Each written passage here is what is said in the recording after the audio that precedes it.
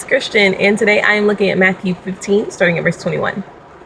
And Jesus went away from there and withdrew to the district of Tyre and Sidon.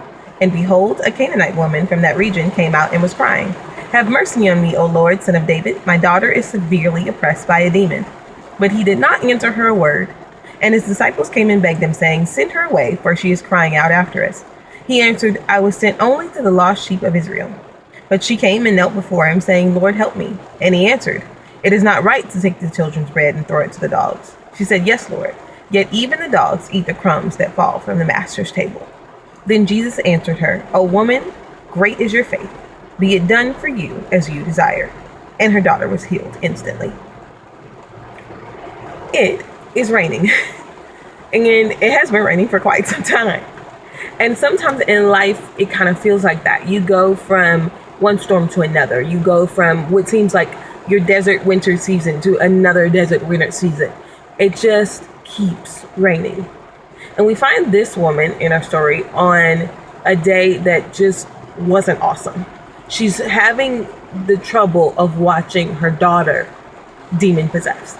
Now, there are a lot of pains in life that I feel like are probably hard to deal with, but I can't think of anything more helpless feeling than to watch a child be in hurt or in need and you as their parent not being able to do anything about it. And this is where she finds herself. And so she goes to the one who can do anything. And she goes, "As long as I can get to Jesus, I'll be fine." So she goes to him and he doesn't say a word. Now, I read a quote once that said, if every believer lives long enough, then they will at one point be led into a desert season. I don't know if you've been there, but I know I have, and I know a lot of you have, and if you haven't, it's probably coming. In a season of life where it just feels like it just keeps raining. And so you go to God, and it feels like heaven is silent. You go to the one that goes, "I know you can," and he doesn't say a word. And this is where she is. And then on top of that, she's gotten to Jesus. He's not answering her. And then the disciples go, "Tell her to go away. She keeps crying." How painful must that be? It is the worst day of your life. You're going through this. The one who can answer you doesn't say anything. And then the people that you're supposed to be able to count on, they tell you to go. You're actually getting on their nerves. You're a nuisance to them. If this is where you are in your life in this season of world, one, I pray that God will give you his comfort, because there is no more pain in certain situations than when the ones you're supposed to be able to count on are the ones who let you down. I love, though, that this story doesn't end there.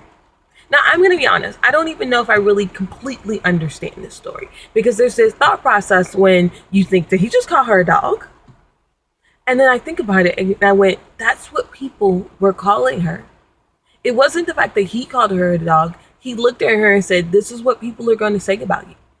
They're going to go, well, you're just a dumb Christian who, if you had really done this, then you would be fine. Or, if you hadn't tithed, then you would have had enough money. If you didn't do this, then you wouldn't be here. Basically, they said, you're a dog. That's your person. That's where you are, because you're a Canaanite woman and we don't like you.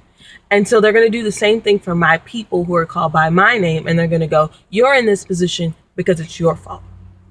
And I know some of you have heard that very same thing. If only you hadn't done such and such, then you wouldn't be here. Basically, this is your fault.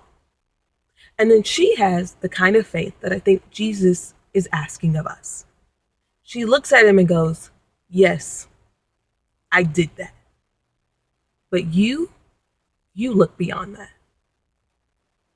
That takes so much faith in the fact that God loves you to be able to look at him and go, you know what?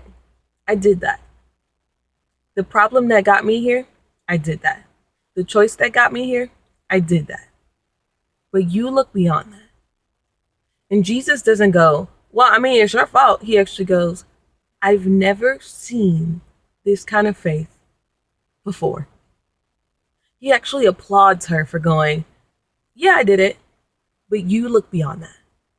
If you find yourself in a situation right now where it feels like it just keeps raining and the people around you are going, no, it's your fault, go to your Father and go, you know what, God? I did that. Will you look beyond that? Will you please help me here? And I promise He'll come through every time. Love you.